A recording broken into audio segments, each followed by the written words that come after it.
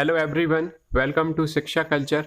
आज के इस वीडियो में हम ग्लोबल बायोफ्यूल्स अलायंस के ऊपर डिटेल्ड डिस्कशन करने वाले हैं। ग्लोबल बायोफ्यूल्स अलायंस को पीएम मोदी जी द्वारा G20 के समिट में लॉन्च किया गया है।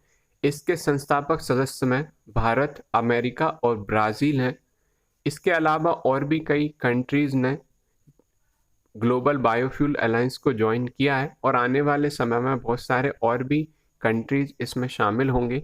जिस तरह से इंटरनेशनल सोलर अलायंस है, उसी तरह का कुछ ये अलायंस भी यहाँ पे हमें देखने को मिल रहा है। अब हम जान लेते हैं कि ग्लोबल बायोफ्यूल अलायंस के क्या उद्देश्य हैं, क्या ऑब्जेक्टिव्स हैं।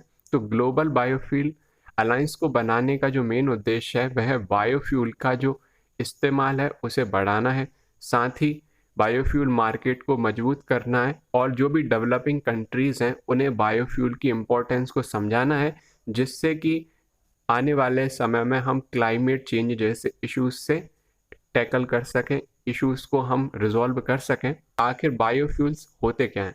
तो पेड़ पौधे, अनाज, जानवरों और वेस्ट फूड से निकलने वाली जो इनफ्लेमेबल आपकी ज्वलनशील तरल या गैस होती है उसे हम बायोफ्यूल या हिंदी में इसे हम जैव ईंधन के नाम से जानते हैं।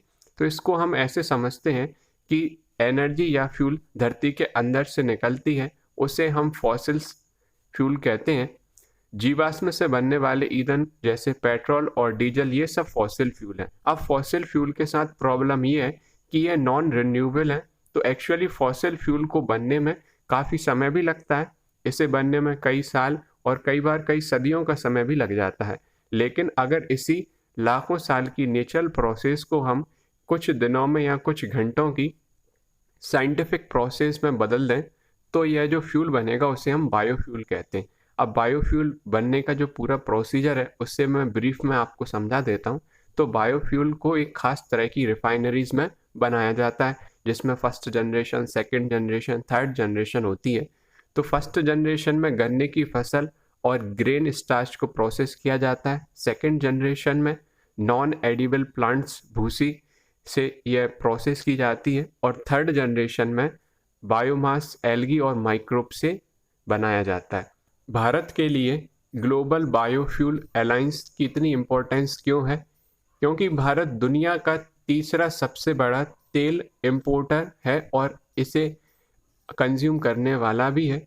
अपने कच्चे तेल की ज़रूरतों का लगभग 85% हम इंपोर्ट करते हैं, यानी कि किसी दूसरे देश से उस कच्चे तेल को मंगाते हैं। और धीरे धीरे बायोफ्यूल्स के उत्पादन को बढ़ाने के कारण हम धीरे धीरे इस पर डिपेंडेंसी को कम करना चाहते हैं।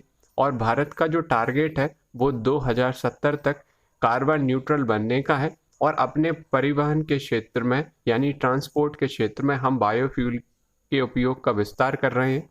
तो आपने कई बार सुना होगा जो इथेनॉल ब्लेंडिंग है, यानी कि पेट्रोल डीजल में जो इथेनॉल मिलाने का जो मिश्रण है उसे हम 2025 तक 20% मिलाने के टारगेट को अचीव करने की राह पर है। यानी कि जो पेट्रोल है उसमें 80% पेट्रोल रहेगा और उसमें 20% हम इथेनॉल की ब्लेंडिंग करेंगे। तो इंडिया 2025 तक आई होप ये टारगेट को अचीव कर पाएगा। फिलहाल इस वीडियो में बस इतना ही। जल्द मिलते हैं नेक्स्ट वीडियो में। जय हिंद, जय भारत।